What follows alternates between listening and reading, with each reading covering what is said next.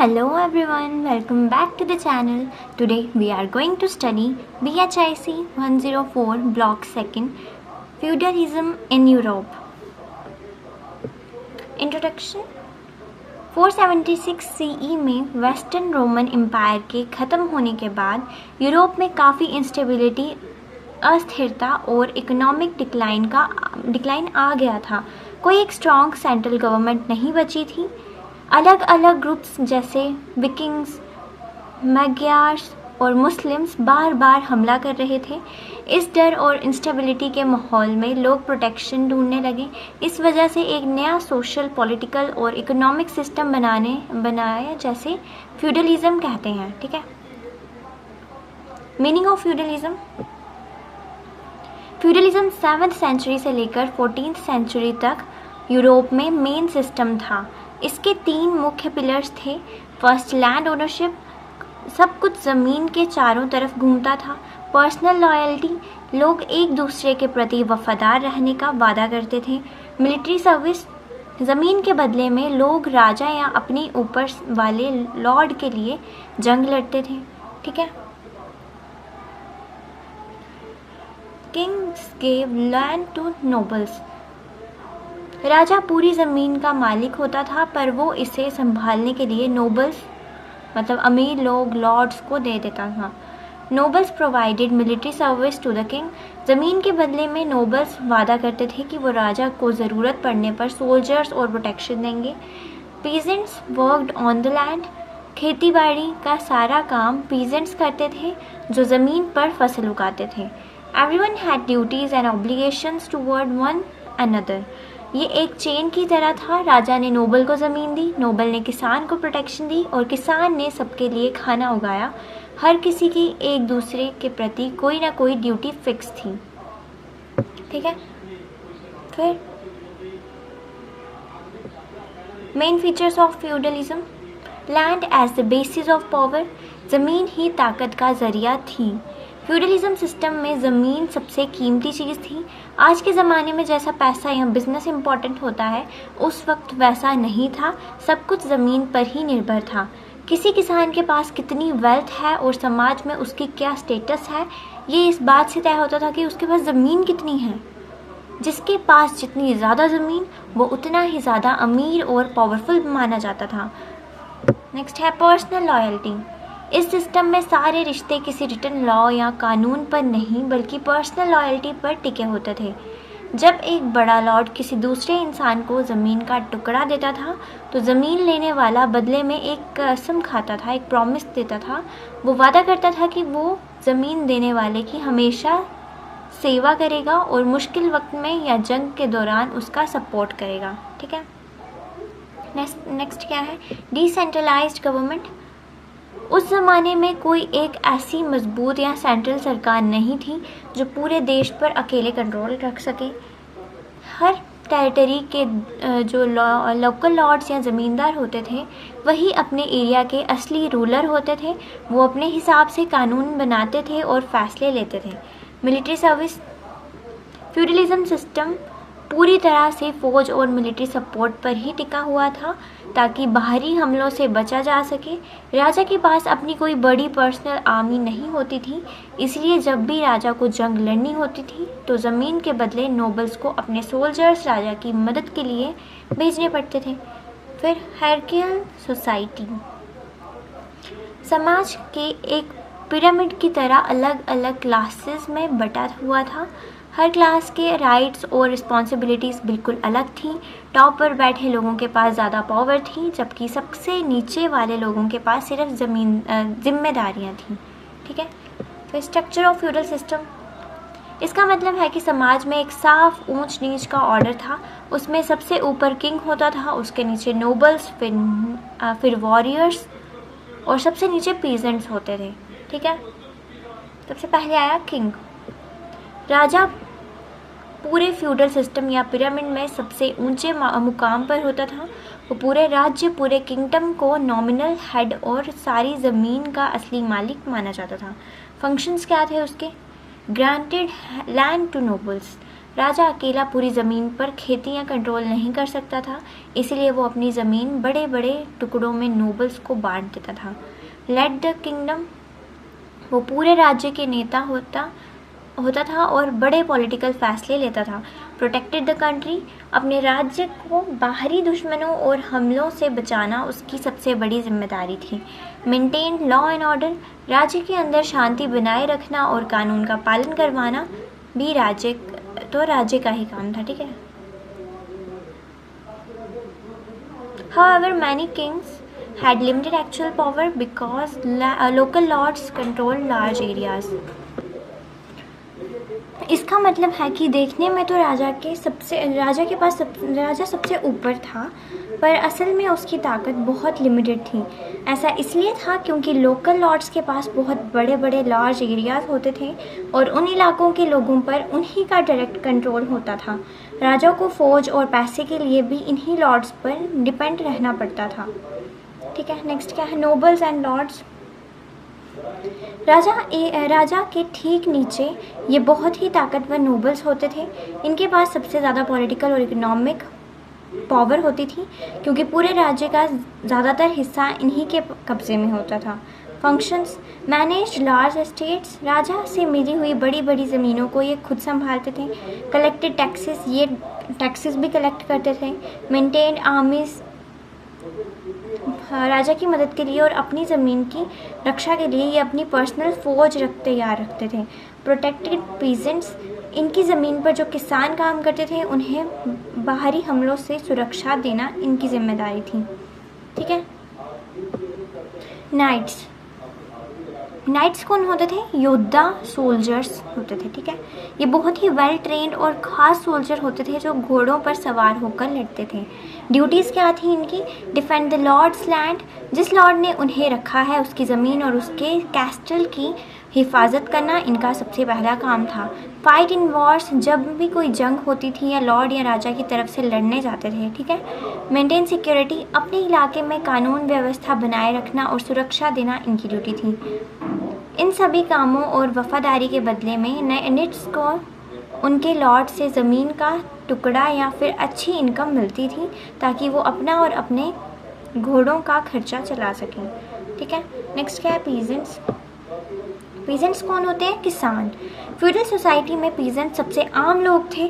पूरी पॉपुलेशन का सबसे बड़ा हिस्सा, लगभग 85% से 90% तक इन्हीं किसानों का था। ये पिरामिड के सबसे नीचे आते थे, पर पूरे सिस्टम का बोझ इन्हीं पर था। ठीक है। ड्यूटीज़ क्या है उनकी? कल्टीवेट लैंड, लॉर्ड्स और नोबल्स की बड़ी बड़ी ज़मीनों पर फार्मिंग करने का सारा मुश्किल काम ये किसान ही करते थे। प्रोड्यूस फूड, पूरे राज्य के लिए, चाहे वो राजा हो, लॉर्ड्स हों या वो सोल्जर्स हों, खाना उगाना इनकी ही जिम्मेदारी थी। अगर ये काम ना करे तो पूरा सिस्टम भूखा मर जाता। पेस टैक्सेस एंड रेंट्स, ज़मीन पर रहना और खेती करने के बदले में इन्हें अपने लॉर्ड्स को टैक्स और रेंट देना पड़ता था। ये टैक्स अक्सर पैसे के रूप में नहीं बल्कि उनकी उगाई हुई फसल के एक दो बड़े हिस्से के रूप में होता था। डिपेंडेंस, किसानों के पास ना तो हथियार थे और ना ही जंग लड़ने की ट्रेनिंग, इसलिए जब भी कोई बाहरी दुश्मन या चोर डाकू हमला करते थे तो ये किसान पूरी तरह से अपने लॉर्ड्स और उनके सोल्जर्स पर प्रोटेक्शन के लिए डिपेंड रहते थे। सुरक्षा के इसी बदले में वो दिन रात ज़मीन पर खून पसीना बहाते थे। ठीक है। फिर सर्फ्स, ये कौन होते हैं? बंधुआ किसान। सर्फ्स फेड्यूल सोसाइटी के सबसे निचले, सबसे लोएस्ट स्टार पर होते थे। ये किसानों का ही एक रूप थे, पर इनकी ज़िंदगी बहुत ज़्यादा मुश्किल थी। Characteristics, bound to the land, सिर्फ उस ज़मीन से बंधे होते थे जिस पर वो काम करते थे। Could not freely leave the manner, वो अपनी मर्जी से लॉर्ड का इलाका छोड़कर कहीं और नहीं जा सकते थे। हैड लिमिटेड राइट्स, समाज में इनके पास कानूनी अधिकार ना के बराबर थे। नॉट स्लेव्स बट रिस्ट्रिक्टेड, ये ध्यान रखना ज़रूरी है कि सर्व्स जो थे वो स्लेव्स नहीं थे। लॉर्ड उन्हें अकेले अलग से नहीं बेच सकता था, लेकिन फिर भी उनकी आज़ादी पर बहुत ज़्यादा रिस्ट्रिक्शंस थी। ठीक है। लॉर्ड वेसल रिलेशनशिप, लॉर्ड और वेसल का अपने रिश्ता ही पूरे फ्यूडल सिस्टम की बुनियाद था। इसी रिश्ते पर पूरा पॉलिटिकल और मिलिट्री सिस्टम चलता था। लॉर्ड वेसल रिलेशनशिप का क्या मतलब? मालिक और वफादार का रिश्ता। ठीक है। लॉर्ड वो इंसान होता है जिसके पास ज़मीन होती है और वो अपनी ज़मीन का एक हिस्सा किसी दूसरे को दान या उसे यूज़ करने के लिए देता है। वेसल कौन होता है? वेसल वो इंसान होता है जो लॉर्ड से ज़मीन का टुकड़ा लेता है। ज़मीन लेने के बदले में वो लॉर्ड के प्रति वफादार रहने और उसके लिए जंग लड़ने का वादा करता था। वो कौन था? सोल्जर। ठीक है। Duties of the Lord, provide protection, वो प्रोटेक्शन प्रोवाइड करता है। ग्रांट लैंड, लॉर्ड अपने वेसल को गुजारा करने और कंट्रोल करने के लिए ज़मीन का एक हिस्सा देता था। सपोर्ट द वेसल, किसी भी कानूनी या आपसी विवाद में लॉर्ड वेसल का सपोर्ट करता था। ठीक है, रक्षा करता था। ड्यूटीज़ क्या थी वेसल की? शो लॉयल्टी, वो अपनी वफादारी दिखाता था। प्रोवाइड मिलिट्री सर्विस, वो अपनी मिलिट्री सर्विस प्रोवाइड करता था। Offer advice and support, vessel को लॉर्ड के दरबार में हाजिर होकर एडवाइस देना होता था और ज़रूरत पड़ने पर फाइनेंशियल हेल्प भी देनी होती थी। ठीक है। फिर नेक्स्ट है फीफ। फीफ एक ज़मीन का टुकड़ा होता था जो एक लॉर्ड अपने वेसल को देता था। ये फीफ ही पूरे फ्यूडल सिस्टम का इकोनॉमिक बेसिस था। इसी ज़मीन से पूरी इकोनॉमी चलती थी। ठीक है। इस ज़मीन को लेने के बदले वेसल को हमेशा अपने लॉर्ड की सेवा करनी पड़ती थी। ठीक है। फिर मैनोरियल सिस्टम, फ्यूडलिज्म का जो पॉलिटिकल और मिलिट्री साइड था वो हमने ऊपर पढ़ा, लेकिन इसका जो इकोनॉमिक साइड था उसे मैनोरियल सिस्टम कहते हैं। ठीक है। मैनर क्या होता है? मैनर एक बहुत बड़ी खेती की ज़मीन होती थी जिसका मालिक एक लॉर्ड होता था। इस मैनर के अंदर लॉर्ड का किला मतलब कैस्टल, किसानों के घर, खेत और जंगल सब कुछ शामिल होता था। ये अपने आप में एक छोटा सा गांव जैसा होता था। ठीक है। Parts of manor, lords land, ज़मीन का ये हिस्सा सीधे लॉर्ड के अपने इस्तेमाल के लिए होता था। इसमें जो भी फसल उगती थी वो पूरी तरह से लॉर्ड की होती थी। ठीक है।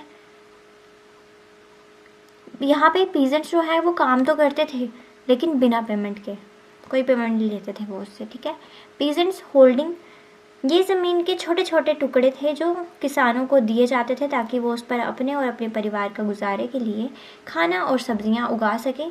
इन प्लॉट्स पर उगाई गई फसल पर किसानों का हक होता था जिसमें से थोड़ा हिस्सा लॉर्ड को रेंट के रूप में देते थे। ठीक है। फिर कॉमन लैंड आ गई। ये मैनर का वो हिस्सा होता था जो किसी एक किसान का नहीं बल्कि पूरे गांव या कम्युनिटी का साझा मतलब शेयर्ड होता था। इस ज़मीन को सभी लोग मिलकर इस्तेमाल करते थे।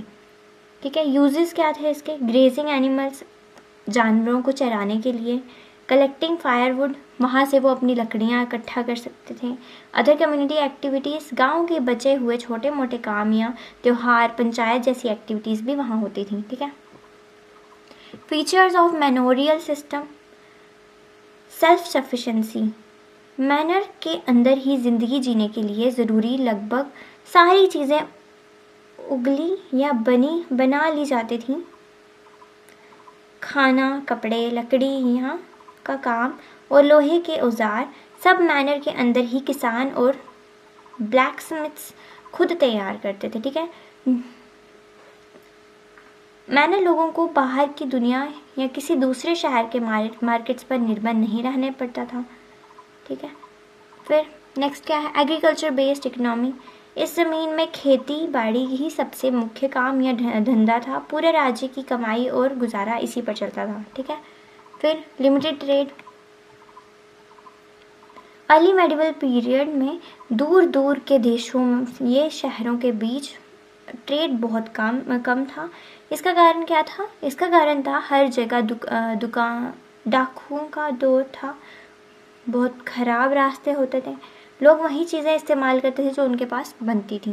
ठीक है। लाइफ ऑफ पीजेंट्स, उनकी कैसी लाइफ थी? किसानों की ज़िंदगी बहुत ही मुश्किल थी।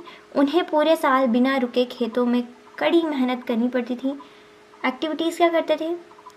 प्लफिंग फील्ड्स, खेतों को जोतना, सोइंग सीड्स, ज़मीन में बीज बोना, हार्वेस्टिंग क्रॉप्स, फसल पकने पर उसकी कटाई करना, केयरिंग फॉर एनिमल्स, जो भी उन्होंने जानवर रखे होते थे उसकी केयर करो, देखभाल करो। Problems faced by peasants, heavy taxes, उन्हें अपनी कमाई और फसल का एक बहुत बड़ा हिस्सा लॉर्ड को टैक्स के रूप में देना पड़ता था। हार्ड लेबर, सुबह से लेकर शाम तक जिस्म तोड़ देने वाली कड़ी मेहनत करनी, धूप में मेहनत, बारिश में मेहनत, उन्हें काम ही काम होना था। ठीक है। पुअर लिविंग कंडीशन, उनके घर बहुत छोटे, कच्चे और गंदे होते थे, बीमारियां बहुत जल्दी फैलती थीं। फ्रीक्वेंट फेमाइंस, अगर कभी बारिश नहीं हुई या फसल खराब हो गई तो अकाल पड़ जाता था। ऐसे में हज़ारों किसान भूख से मर जाते थे क्योंकि उनके पास कोई बैकअप नहीं होता था। खुद ही सोचो, थोड़ी सी तो ज़मीन है, उसमें भी उनको रेंट देना है, अपनी फैमिली चलानी है, फिर उन्होंने फिर से भी खेती करनी है, तो उन सब में कैसे वो अपने लिए बचत कर पाएंगे। नेक्स्ट क्या है? Role of the church. Medieval Europe में चर्च जो था वो बहुत पावरफुल इंस्टीट्यूशन था। ठीक है। Religious functions, conducted religious ceremonies, जन्म, शादी और मौत जैसी ज़िंदगी हर बड़ी रस्म चर्च के बिना पूरी नहीं हो सकती थी। गाइडेड पीपल स्पिरिचुअल लिव्स, लोग जन्नत और जहन्नम पर बहुत विश्वास करते थे। चर्च ही लोगों को बताता था कि पापों से कैसे बचना है। स्प्रेड क्रिश्चियन टीचिंग, यूरोप के कोने कोने तक क्रिश्चियनिटी और उसके विश्वास को फैलाने का काम चर्च ही करता था। ठीक है। इकोनॉमिक पावर, पैसा और ज़मीन की पावर। ठीक है। On large amount of land, राजाओं और लॉर्ड्स की तरह चर्च के पास भी पूरे यूरोप में बहुत बड़ी बड़ी ज़मीनें होती थीं। कलेक्टेड टैक्स, चर्च हर आम इंसान और किसान से एक ज़रूरी टैक्स वसूल करता था जिसे टिथ कहते थे। ये टैक्स आमतौर पर किसी भी इंसान की साल भर की कमाई या फसल का 10% होता था।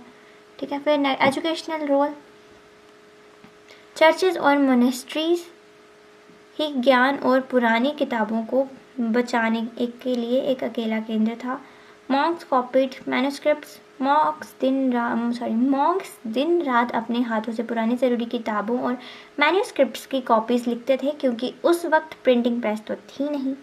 फिर मेंटेन्ड लाइब्रेरीज, उन्होंने बड़ी बड़ी लाइब्रेरीज बनाई जहाँ इतिहास, साइंस और धर्म की जानकारी को हमेशा के लिए सेफ रखा गया। ठीक है। फिर पॉलिटिकल इन्फ्लुएंस, चर्च सिर्फ धर्म और शिक्षा तक सीमित नहीं था बल्कि राजनीति में भी उसका बहुत बड़ा हाथ था। सपोर्ट फॉर रूलर्स, किंग्स और नोबल्स को राज्य चलाने और अपनी गद्दी पक्की करने के लिए अक्सर चर्च के बड़े लीडर्स के सपोर्ट और आशीर्वाद की ज़रूरत पड़ती थी। डिसीजन मेकिंग, चर्च के पास इतनी ताकत थी कि वो राज्य के बड़े बड़े पॉलिटिकल डिसीजंस जैसे किसी जंग को शुरू करना या रोकना को पूरा इन्फ्लुएंस करता था। ठीक है। फिर फ्यूडल इकोनॉमी, मेडिवल यूरोप की पूरी इकोनॉमी यानी पैसे और कमाई का सिस्टम बहुत ही सिंपल और लार्जली रूरल था। शहर बहुत ही छोटे और कम थे। मेन फीचर्स क्या है? एग्रीकल्चर बेस्ड, इस इकोनॉमी की असली जान खेतीबाड़ी थी। लिमिटेड ट्रेड, दूर दूर के देशों के बीच व्यापार बहुत ही कम था क्योंकि रास्ते सुरक्षित नहीं थे और हर मैनर अपनी ज़रूरत का सामान खुद बनाता था। ठीक है। लोकल प्रोडक्शन, जो भी सामान चाहिए होता था वो लोकल लेवल पर यानी मैनर के अंदर ही बनाया और इस्तेमाल किया जाता था। डिपेंडेंस ऑन लैंड, सब कुछ ज़मीन पर ही निर्भर था। कंक्लूजन क्या है फिर इसका? अगर देखें हम, इसका साफ मतलब है कि उस दौर में लगभग हर इंसान गाँव में रहता था और खेती बाड़ी करके ही अपना गुजारा चलाता था। फिर एग्रीकल्चर डेवलपमेंट्स, वक्त के साथ खेती करने के तरीके और टूल्स में काफ़ी सुधार आया। इम्प्रूवमेंट्स इंक्लूडेड हैवी फ्लफ, पहले हल्की लकड़ी के हल जो होते थे, फिर लोहे के भारी हल आए जो ज़मीन को गहराई तक खोद सकता था। ठीक है। हॉर्स कॉलर, पहले घोड़ों के गले में पट्टा बांधा जाता था जिससे उनका दम घुटता था। नए हॉर्स कॉलर से सारा वजन उनके कंधों पर आ गया, इस वजह से घोड़े अब बहुत तेज़ी से और ताकत से चलते थे। ठीक है। 3 फील्ड सिस्टम, खेत को 3 हिस्सों में बांटा गया, दो हिस्सों पर अलग अलग फसल उगाई जाती थी और एक हिस्सा खाली छोड़ा जाता था ताकि मिट्टी की ताकत वापस आ सके। इससे हर साल ज़मीन खराब नहीं होती थी। इन सभी नए बदलावों और इनोवेशन की वजह से फूड प्रोडक्शन बहुत तेज़ी से बढ़ गई थी। ठीक है, growth of towns and trade. 11वीं सेंचुरी के बाद से यूरोप की इकोनॉमी काफ़ी मजबूत होने लगी। जो पहले सब कुछ गांवों तक सीमित था अब बदलने लगा। रीजंस क्या थे? इंक्रीज्ड एग्रीकल्चर प्रोडक्शन, बढ़ गया था एग्रीकल्चर प्रोडक्शन। पॉपुलेशन ग्रोथ, खाना अच्छा और ज़्यादा मिलने लगा तो लोगों की सेहत सुधरने लगी और आबादी तेज़ी से बढ़ी। इम्प्रूव्ड सिक्योरिटी, सिक्योरिटी पहले से बहुत ज़्यादा बढ़ गई थी। पहले जो डाकुओं और हमलों का डर था अब वो कम हो गया था। एक्सपेंशन ऑफ ट्रेड, जब सुरक्षा बढ़ी और सामान ज़्यादा हुआ तो दूर दूर तक ट्रेड का विस्तार हुआ। ठीक है, फिर उसके बाद क्या आया? ये तो हो गया ना, कहाँ हुआ? Rise of merchants. Merchant bought and sold good across different regions, अलग अलग रीजन में जाते थे। वो ट्रेड कहाँ करते थे? Europe, Asia, Africa. इसकी वजह से नई इकोनॉमिक अपॉर्चुनिटीज़ क्रिएट हुई। गिल्ड्स क्या होते हैं? गिल्ड्स व्यापारियों मतलब मर्चेंट्स और क्राफ्ट्समैन के आपसी संगठन या एसोसिएशन होते थे, उसको गिल्ड्स कहते थे। Types of guilds. Merchant guilds मतलब व्यापारियों के संगठन। ये संगठन बड़े और छोटे ट्रेडर्स के हितों और अधिकारों की रक्षा करते थे। ठीक है, क्राफ्ट्स गिल्ड्स,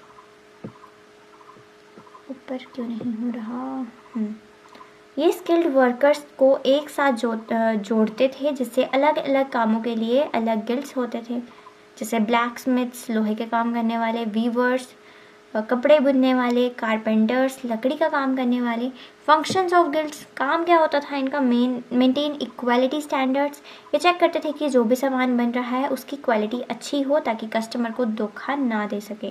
ठीक है, रेगुलेट प्राइसेस, ये किसी भी सामान का प्राइस खुद फिक्स करते थे ताकि मार्केट में गलत कंपटीशन ना हो और सभी को बराबर प्रॉफिट मिले। ट्रेन अप्रेंटिसेस, ये नए लड़कों या ट्रेनीज़ को काम सिखाने और उन्हें ट्रेन करने का जिम्मा देते थे ताकि आगे चलकर वो नए मास्टर्स बन सकें। प्रोटेक्ट मेंबर्स, अगर किसी मेंबर पर कोई मुसीबत आती थी या कोई बीमार होता था तो गिल्ड उस परिवार की फाइनेंशियल मदद करता था। ठीक है, फिर फेजेस ऑफ फ्यूडलिज्म।